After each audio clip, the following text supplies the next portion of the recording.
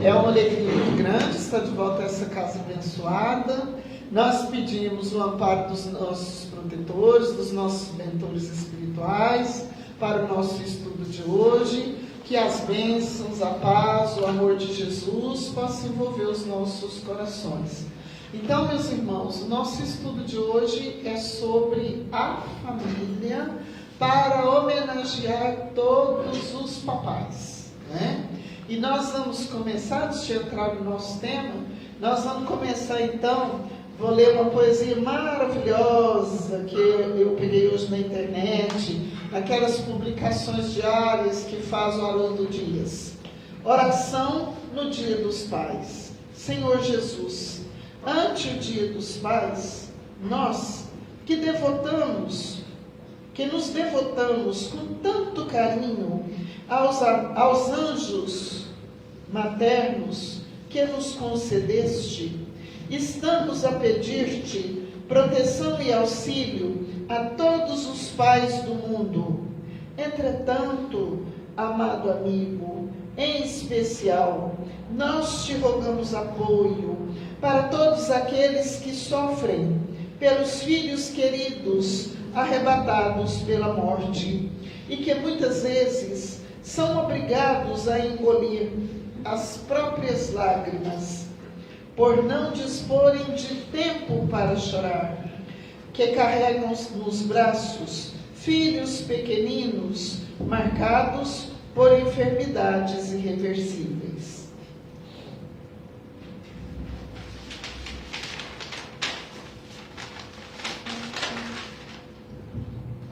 Que suportam obstáculos e tentações para serem fiéis aos próprios compromissos, que se desgastam em administrações e empreendimentos complexos, a fim de sustentar o equilíbrio de centenas de companheiros da vida comunitária e não encontram a paz no reduto doméstico, que varam os dias entre aborrecimentos e tribulações, e chegam sequiosos de tranquilidade ao íntimo do lar, para serem acolhidos unicamente por discussões e palavras estéreis, que se estragam no cotidiano, a fim de que os descendentes se habilitem convenientemente para a conquista de competência e reconforto no futuro, que possuem razões de queixa no trabalho profissional, mas se calam humildes, tolerando pesados sacrifícios por amor à família, que faceiam em peços incontáveis, quer dizer, que enfrentam tantos problemas, tantas dificuldades para resgatar as próprias contas, que recebem o apelido de quadrados quando oferecem avisos salutares e bons conselhos, que tombam acidentados em serviço em grandes taxas de tempo e fragmento para voltar ao reequilíbrio, e por todos aqueles que são marginalizados em quartos do fundo, depois de encanecidos, quer dizer, depois de envelhecidos, pelas atividades com que fizeram a família forte e feliz. Senhor Jesus Cristo, abençoa todos os nossos pais, que tantas vezes compreendemos sem amar, ou que nos amam sem compreender, e que todos eles sejam sustentados em Tua divina providência. Assim seja. Autor é o Espírito Augusto César, psicografia de Francisco Cândido Xavier. Então, que Jesus abençoe todos os pais, né? Abençoe a todos vocês, que o amor de Deus, o amor de Jesus fortaleça em cada vez mais, o valor do compromisso com a paternidade, que a paternidade é uma missão. E agora nós vamos entrar no nosso estudo, que nós vamos estar então refletindo um pouco sobre as questões de amor e de defesa da vida em família, né? Nós estamos, não é uma coisa nova, mas nós, os seres humanos, nós falamos pouco de amor, nós pensamos pouco em amor, né? Eu costumo dizer que gente da minha geração, eu fui educada na honra e no dever. O amor não tinha esse negócio não, era dever, era cumprir, era obedecer. Aí depois o que aconteceu? A educação, a formação familiar e até a formação escolar, ela foi para o outro extremo. O filho pode tudo, os pais não corrigem, os pais não ensinam, né? E esse método de educação também não fez muita gente feliz. A maioria continua em busca daquela coisa que dá sentido à nossa vida, que a gente procura por todo lugar e não sabe onde e nem como vai encontrar. Nossa vida é essa busca, não é mesmo? Então, nós estamos sempre em busca desse algo mais que nos sustenta. Esse algo mais é o amor. Às vezes está junto de nós e a gente não fala sobre ele. Às vezes nós temos necessidade de demonstrar amor, de viver amor, e a gente não consegue, por falta de hábito. E a gente, de pessoas, irmãos, de todas as gerações, em todos os setores da sociedade, nas famílias mais simples, nas famílias mais humildes, né? Todos nós temos essa dificuldade. E por que a gente continua? E por que a gente continua nessa busca?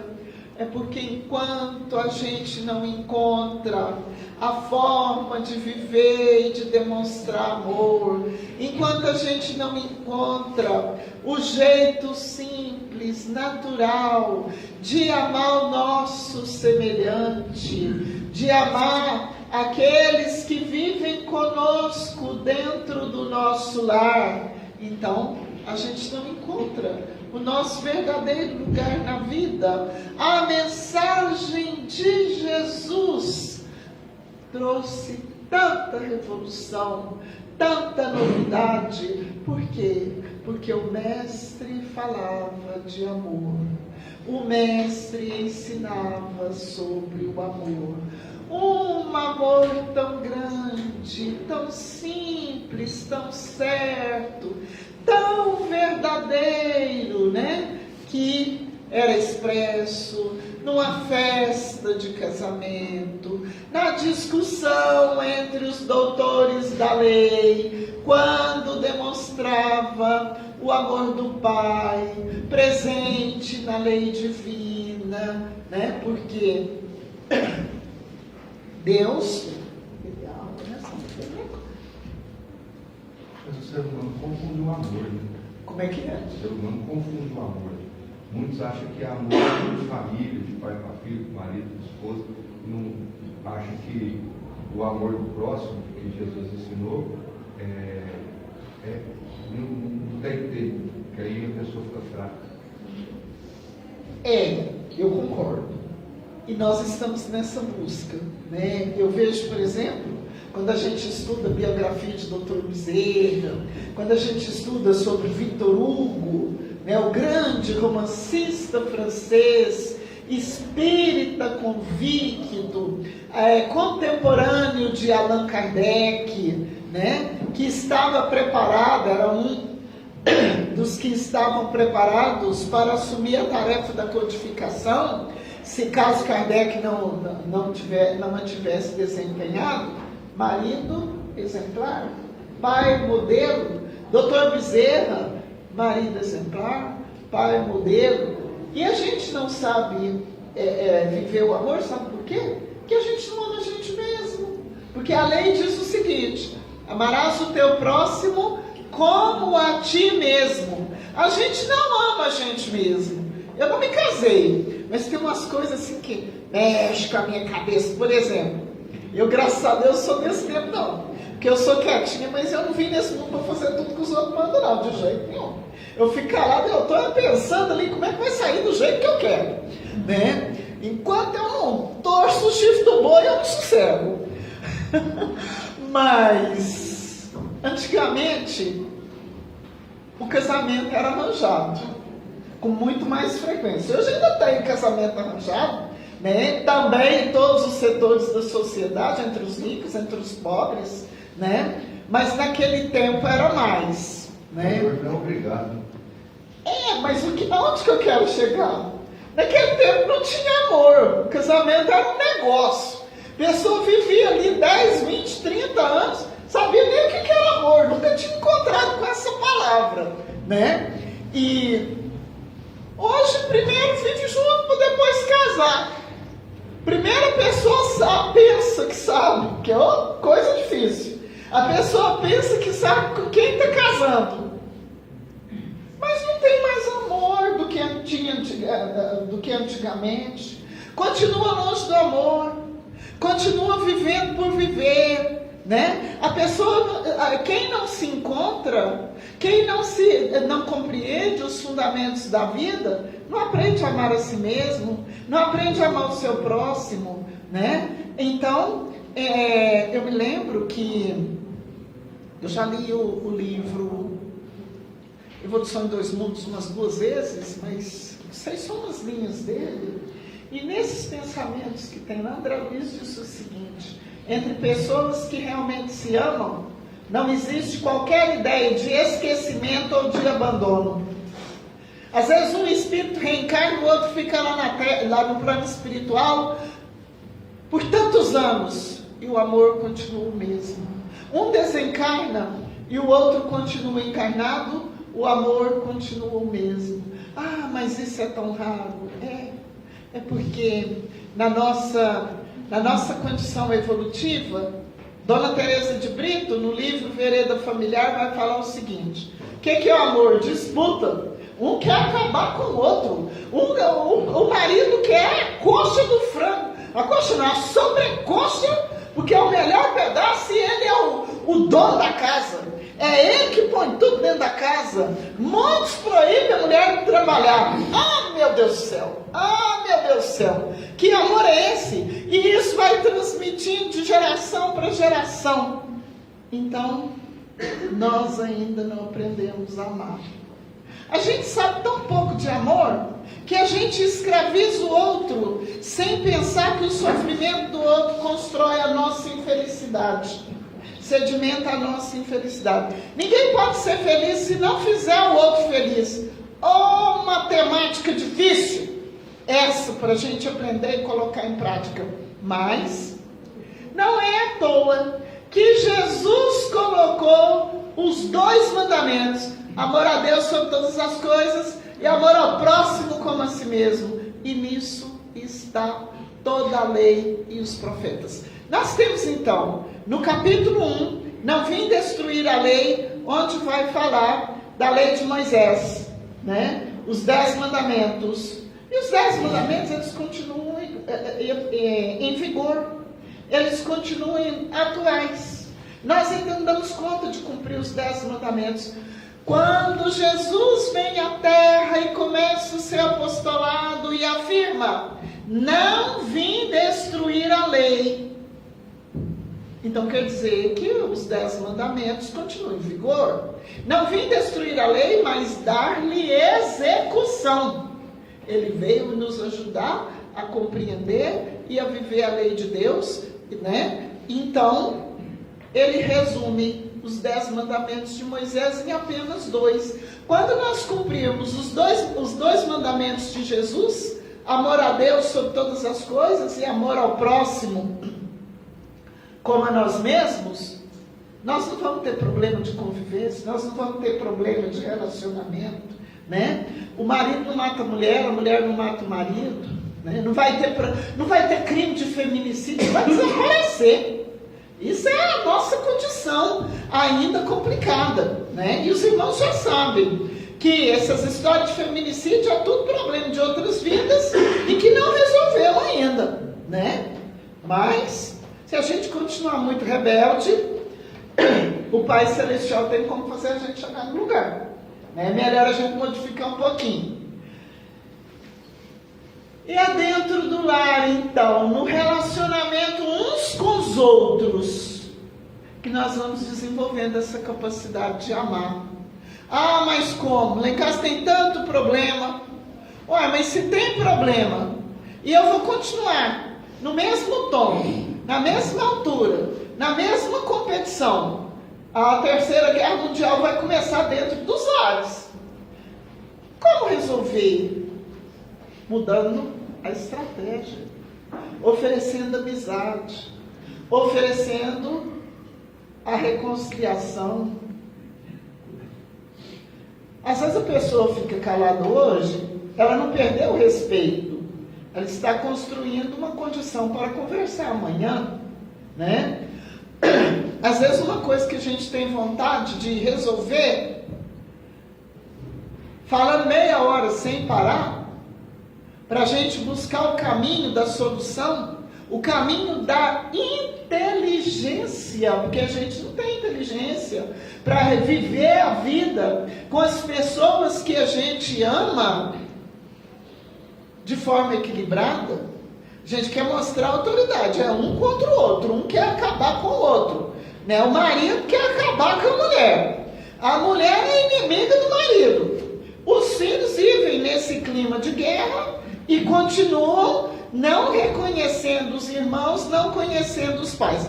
Isso vai desencadeando problema atrás de problema. Por exemplo, nós temos, na atualidade, problemas de piedade filial que não combinam mais com a nossa evolução, com a nossa dita evolução cultural. Mas o que seria isso?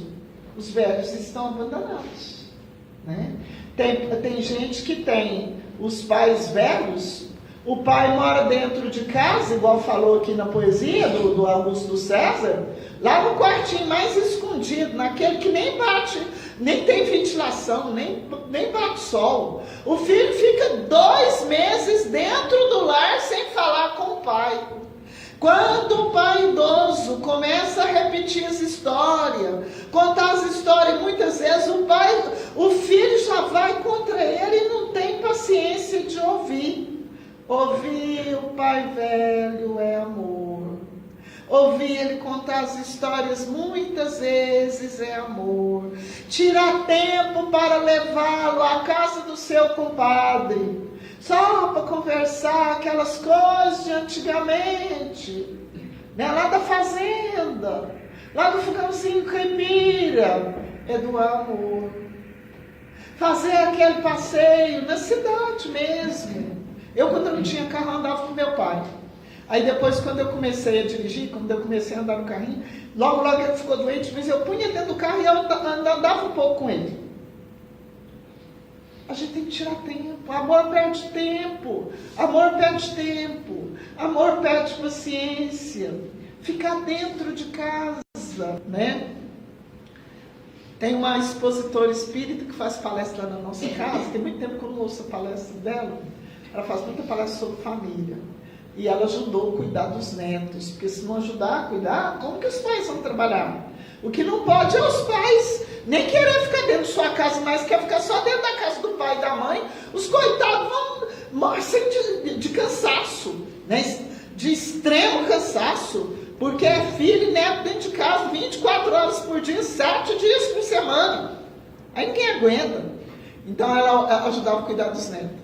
Quando era no feriado, no domingo, o menino ligava lá: oi, vó, bom dia, vó, bom dia, meu filho. Ô, vó, mas eu tô com tanta saudade da senhora. Não, meu filho, hoje você não tá com saudade da vovó, não. Hoje não é dia de você vir aqui. Hoje é dia de você ficar dentro de sua casa, com seu pai e sua mãe. Gente, é dia de tomar leitura dos meninos, dia de olhar o caderno dos meninos, ensinar matemática, ensinar português, ouvir o filho, o que o filho gosta. Tudo isso é maneira de amar.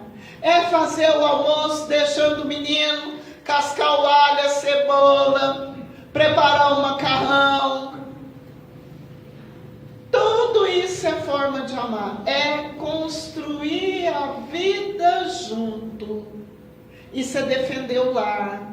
Isso é defender a família. Porque ainda tem outro problema. No meio dessa falta de reflexão, em que a gente nasce, cresce e vive numa família que não nos conhece. Os pais não conhecem os filhos não conhecem os pais. Não há hábito de convivência, né? Aí, o que acontece? Quando os pais ficam velhos, eles ficam abandonados, né? Eles ficam abandonados. Há caso em que deixa o pai ou a mãe morar sozinho, morrer à míngua. 2 quadras da sua casa ou da casa seguinte, 3, 4, 5 meses sem visitar o pai e a mãe enfermo. Gente que pode paga para ficar lá na casa de repouso. E não vai ver o pai, não vai ver a mãe. Eu fui muitas vezes lá no Lar André Luiz visitar os idosos com a mocidade. Eu fui coordenadora de juventude no Liseiro uns 8 anos.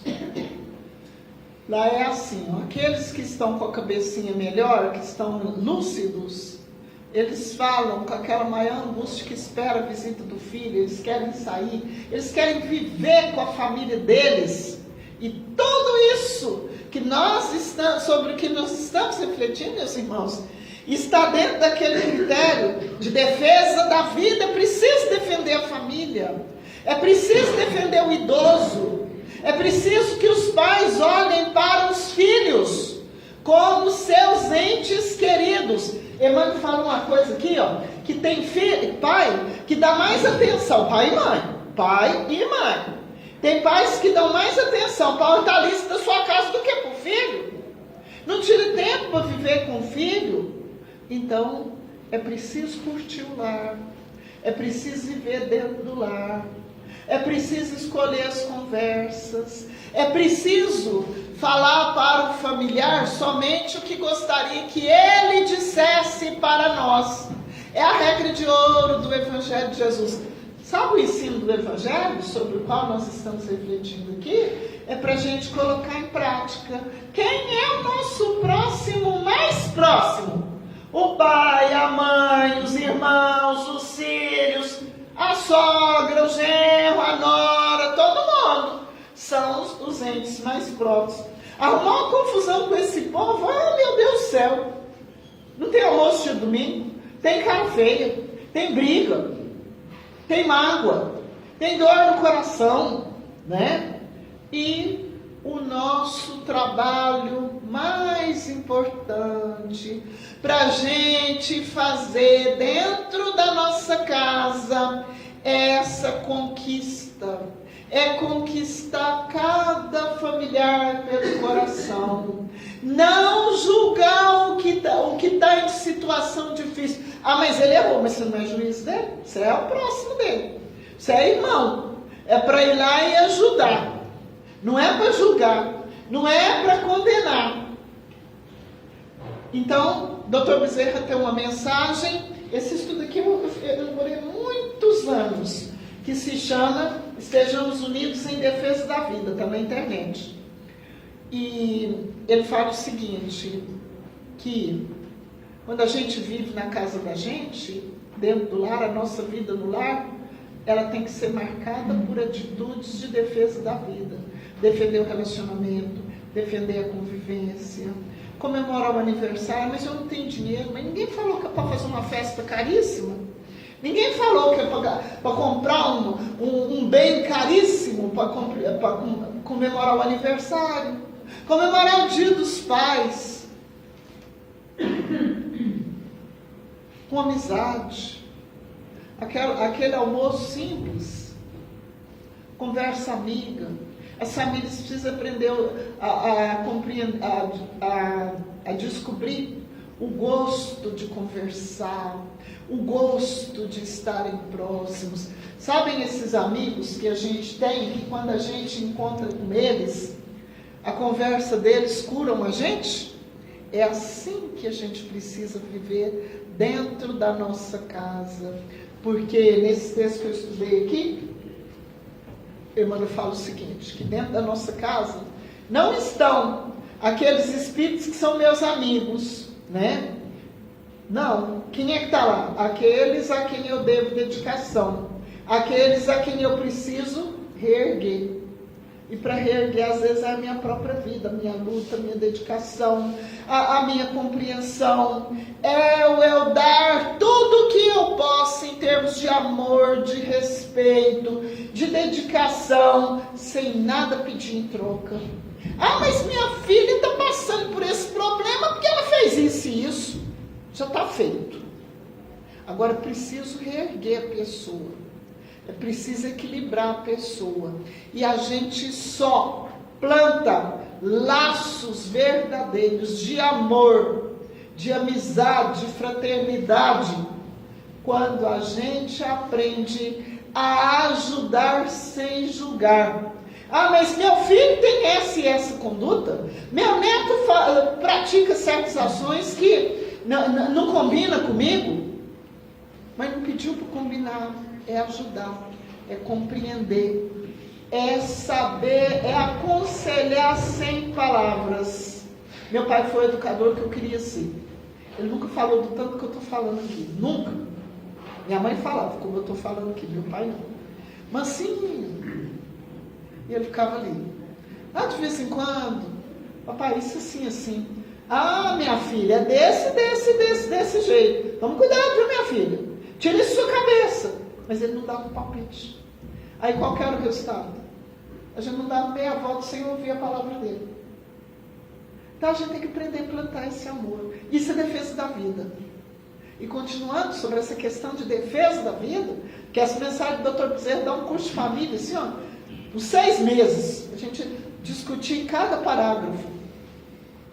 Toda vez que a gente toma atitudes que interrompem a vida,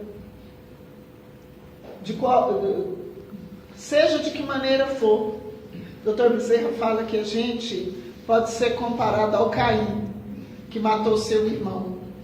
Seja quando a gente mata a esperança do outro, a confiança, o respeito, porque às vezes a gente toma atitude tão grave que dentro, nossa, como essa hora passa, que dentro da casa da gente, que às vezes o familiar não fala, ele não xinga, ele não briga, mas o descrédito é tão grande, a mágoa é tão grande, a dor é tão grande, que a gente vai ter que trabalhar depois 1000 anos para reconciliar aquele familiar. Temos ou não temos situação que a gente vive assim?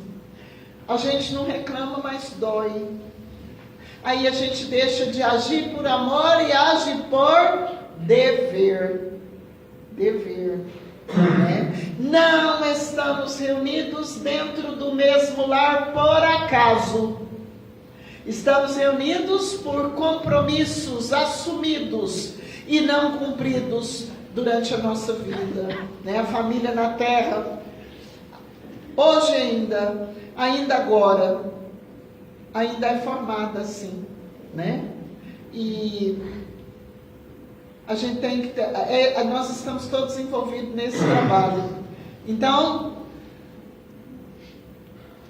nesse texto que eu estudei aqui, os autores nos lembram, Emmanuel, João de Ângeles, o Papa Francisco, vou dar um trechinho aqui do Papa Francisco que eu tirei da internet, vocês vão ver.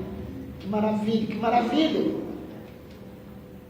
Que dentro do lar, muitas vezes, nós somos devedores uns dos outros. Estamos envolvidos no resgate das nossas provas uns com os outros. Dentro da nossa casa não está aquele espírito amigo meu que eu falo assim, mas essa minha amiga, eu tive uma amiga de Tuiutaba, ela já desencarnou, continua minha amiga, graças a Deus. E eu pensei assim, meu Deus, mas por que não moro aqui no Berlândia? Quando ela ficou enferma, teve um dia que eu cheguei lá 1h da tarde, ou era quase 1h. Eu cheguei lá de manhãzinha, quando foi 4h eu vim embora. Mas é porque o amigo verdadeiro, ele está próximo de nós. O familiar verdadeiro. Né? Os familiares, pelos laços do espírito, a parentela espiritual. Os que estão dentro da nossa casa. É parente, mas não é família. E o nosso trabalho, a nossa luta, a nossa dedicação para amar o nosso próximo como a nós mesmos é que vai transformar o parente em familiar. Tá difícil? Achei no livro da vida este conceito profundo. Família que briga unida consegue vencer no mundo. Lulu Parola. Família que briga unida, um por todos, todos por um. A gente não pode deixar o familiar na mão. A gente tem que cuidar da convivência. A gente tem que zelar do laço fraternal. Porque se a gente não cuidar, a plantinha não vinga não, ela morre. Se faltar água, morre. Faltar sol, morre. Faltar terra fofa, morre.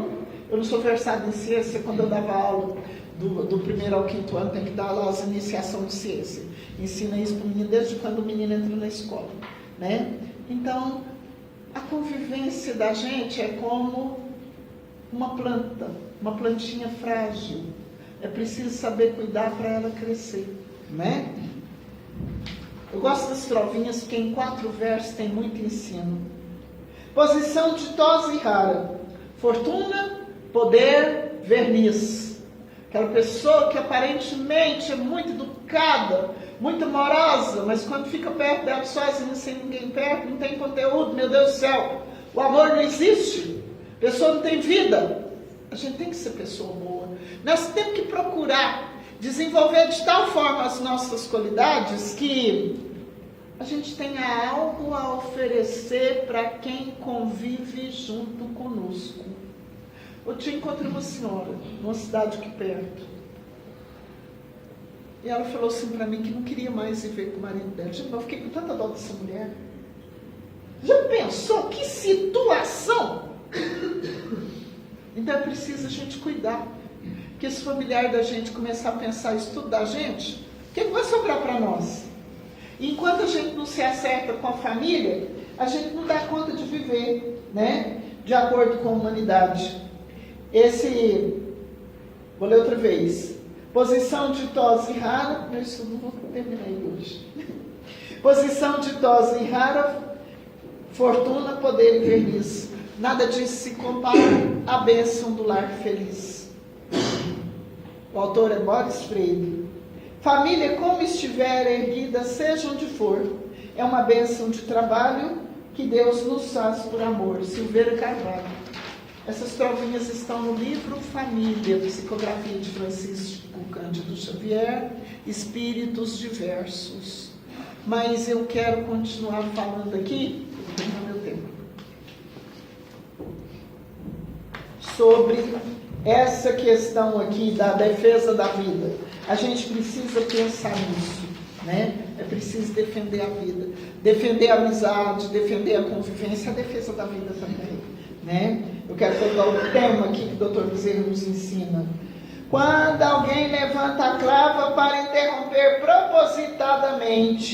propositalmente o ciclo da vida, faça um novo Caim, jogando sobre si mesmo a condenação da consciência de culpa, experimentando o remorso, hoje ou mais tarde, a necessidade de depurar-se, reabilitando-se,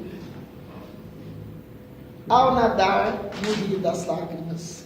Provas. E às vezes não dá para chegar e esperar tudo na outra vida, não, viu? Às vezes a pessoa começa a resgatar seus erros, seus débitos, colher o fruto do que plantou, do que deixou de plantar nessa existência mesmo, né? E ele vai continuar explicando isso. Inspirados pelo mundo espiritual superior, os obreiros do Cristo se erguem para proclamar hoje para proclamar não só o direito da vida dos que estão em germe e têm o direito de nascer. No mundo evoluído, que nós estamos cansados de tanta guerra, né? Imagine matar uma criança que não nasceu no ventre da mãe para justificar uma violência. Imagine matar uma criança porque não tem cérebro. Ou seja, por qual motivo for. É a barbárie do nosso comportamento. É a prova de que nós nada sabemos de amor nem da lei divina.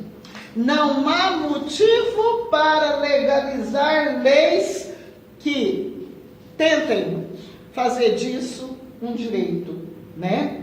E é preciso defender também os que se despedem do corpo e têm direito a permanecer até o último hausto, até o último suspiro no organismo em processo prévio de regeneração.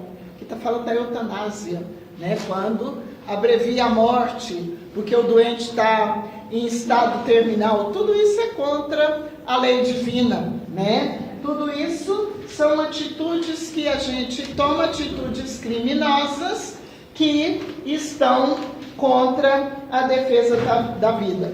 Do mesmo modo, é o delinquente rebelde, aquele criminoso que a gente fala, não tem saída não, isso pode morrer. É filho de Deus. Às vezes é no último instante de vida que ele vai refletir, que ele vai se identificar com o amor do Pai Criador Todo-Poderoso que nos envolve sempre e que a gente não percebe, que a gente ignora e que basta um pequeno instante para o Espírito mudar a sua trajetória de vida.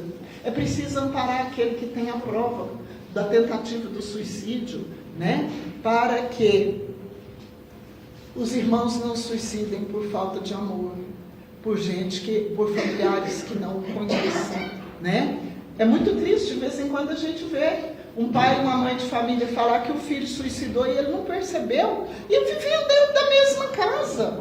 Nós precisamos tirar tempo para olhar uns para os outros, para conversar uns com os outros, né?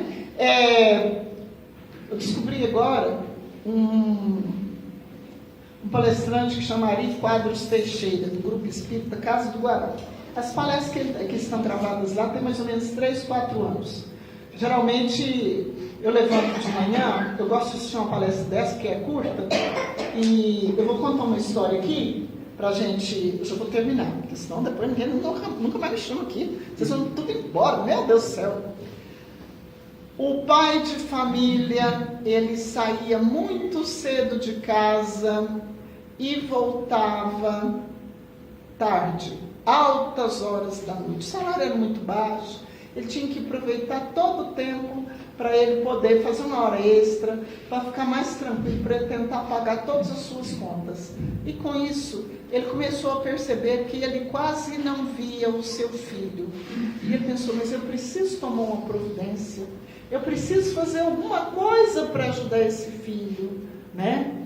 E ele pegou e combinou com o filho, olha meu filho, eu não tenho tido muito tempo para estar com você, mas para que você entenda o quanto você é importante para o papai, eu vou fazer o seguinte, toda vez que eu chegar, você já estiver dormindo, eu vou lá na sua cama e vou amarrar a ponta do seu lençol. E assim ele fez. E todo o tempo que ele tinha, ele utilizava para poder ver as lições da escola com o filho, para olhar os cadernos, para conversar, quem eram os coleguinhas, quem era a professora, e assim foi. Então, chegou um certo dia em que a escola convocou os pais para uma reunião de pais. E então, os professores falaram com os pais que era preciso acompanhar mais os filhos, é preciso fazer parte da vida dos filhos, é preciso acompanhar a aprendizagem do filho, onde está a dificuldade do seu filho, né? O que fazer para ajudá-lo, né? E aí esse pai, foi um dia que ele pôde ir, ele pediu a palavra e falou, olha, infelizmente eu não tenho esse tempo. E contou o acordo que ele tinha feito com o menino. E a professora perguntou, mas escuta, qual é o nome do seu filho? E ele falou. Ela falou, mas ele é o melhor aluno da sala. Ele é o que tem a nota mais alta. É o que está sempre interessado na aula. Isso foi resultado do quê? Do laço de amor, né? E isso pode ser visto como uma espécie de infortúnio oculto. Mas como? Infortúnio é só quando a pessoa precisa de bens materiais ou de uma visita e está doente? Não. seu infortúnio de ordem moral, de ordem emocional, né? De ordem sentimental. Então a gente precisa defender a convivência na família, a convivência dentro do lar. A gente precisa aprender a viver fazendo laços de amor, laços de amizade. E nós precisamos de entender que por maior problema que a gente tenha com a nossa família, enquanto a gente não se ajeita com eles, nós não nos realizamos. Nós não temos a verdadeira alegria, nós não temos a verdadeira felicidade, porque na verdade, ainda que a gente não diga, tudo que a gente mais deseja é viver em paz com a nossa família. É poder chegar o sábado, o domingo, o dia dos pais, né, que está muito recente aqui para nós. Na próxima semana tem um feriado na sexta. E a gente ter a certeza de que vamos passar o dia em casa com a nossa família. Ensinar esses valores para a criança, para o adolescente. Haver troca de ideias. Criança tem, viu, gente? O que falar para o adulto, né? Criança vigia os pais, as mães. Dentro de poucos minutos, de pouca coisa, a criança pequenininha sabe quem é o pai, quem é a mãe, quem é a professora. Eu mandei muito. Tá? A professora, quando ela manda, ela não come não, né? Mandei com gosto. Mandei com muito amor, mas mandei com vontade. A criança sabe quem é o pai. Ele só briga comigo. Fulano, vou chamar sua mãe aqui, seu pai aqui. Tá ficando doida? Eu viro um santo aqui agora. Quero meu pai aqui não, meu pai me mata de vergonha. Olha o estrago feito, gente. E assim é com a mãe, né? Então a gente precisa criar laços. Mostrar para os filhos qual é a verdadeira tarefa dos pais. Eu estava contando para nossa amiga, nossa irmã aqui, que teve uma época lá no Bezerra que a gente tinha umas turmas de evangelização à tarde. E eu sempre trabalhei em 2 escolas, meu Deus do céu. Mas quando chegava no sábado à tarde, que esse gente já estava cansado, exausto, eu tinha que ir lá nesse centro da aula. E eu preparava minha aula. E um dia eu cheguei lá, eu não fui com sono, porque eu fui de carro, tinha que estar com o olho aberto, senão não tinha jeito. Cheguei. E uma menininha que era prima dos evangelizandos, quando ela vinha aqui para Uberlândia, ela ia na aula. E eu perguntando para eles o que eles tinham aprendido na aula, o que tinha gostado. A menina pegou e falou para mim, essa visitante, priminha dos evangelizantes, olha tia, eu gostei muito daquela aula que a senhora ensinou para nós, que os pais o pai e a mãe da gente aceitou a gente lá no plano espiritual, para ser o nosso pai e a nossa mãe. Olha que coisa maravilhosa, meu sono acabou na hora. Me curei, né? Então isso é amor. Não é trazer a criança e nem se incomodar com o que ela aprende. Dr. Bezerra de Menezes fala no livro Bezerra de Menezes Ontem e Hoje, numa página maravilhosa, que as verdadeiras aulas de espiritismo são dadas dentro do lar. Aulas de caráter, de formação do sentimento, de formação do coração. Todo o processo de melhoria da humanidade, de melhoria da família, de melhoria da nossa vida mental, da nossa vida emocional, passa pela educação do jovem e da criança. Passa pela consciência que a gente precisa ter a cada momento da nossa vida, que nós somos espíritos em aprendizado. É preciso mostrar isso para o filho. É preciso falar, eu sou seu pai, eu sou sua mãe, eu assumi o compromisso. Mas quem é perfeito? Logo, logo a criança aprende. E tudo se transforma com o exercício do diálogo, da boa conversa e do respeito. Nada mais educativo, nada mais eficiente para construir verdadeiros laços de amor dentro do lar. Que Jesus abençoe a todos os irmãos, nos abençoe a todos, abençoe mais uma vez os papais que aqui se encontram, tá?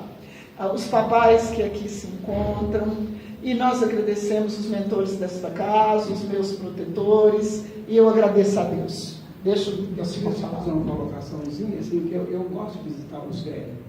Eu fui visitar um velho outro dia em Araguari, e pelo que você estava falando sobre os velhos, ele estava muito revoltado e assim, bem deixado da família. Tem família, tem filho, tem tudo. E eu fui a consolar que a vida é boa, que ainda tinha recurso e tudo. Ele falou para mim que velho é igual buraco. Eu falei, como assim velho é igual buraco? Ele falou, você já viu? Até os motoristas, quando vão andando que vê um buraco, não deixa que o prefeito, o governo, tudo nervoso, sai fora. Ele falou, então velho é igual buraco, todo mundo corta a borda dele. E é verdade mesmo, o povo não velho fica meio abandonado, não é? Mas é a nossa cultura dos carros, deixa o prefeito, o governo, sai xingando, desviando do buraco. Eles que o velho é igual buraco. É porque alguma coisa aconteceu que ele não desenvolveu esses laços, tem de tudo na vida, né? Mas parente é difícil mesmo. Eu já ouvi dizer, eu não sou uma pessoa que tem informações da cultura oriental. Então, na cultura oriental, a pessoa do idoso é muito valorizada, como exemplo de sabedoria e de equilíbrio, né? E é isso que os pais precisam ensinar para os filhos, os avós ensinar para os netos. Aquela conversa, aquele amor de avó e de avô ali com os netos, é para completar, para ajudar na educação, né? Eu cuidei do meu pai e da minha avó doente, e eu ficava pensando a sabedoria da minha mãe, que preparou a gente, me preparou desde quando eu era criança, para eu passar por aquele momento, né? E é plantar esses valores. Nós precisamos de outros valores. A forma como a gente está vivendo não está garantindo a nossa felicidade. Gente, muito obrigado. Mas essa é a nossa.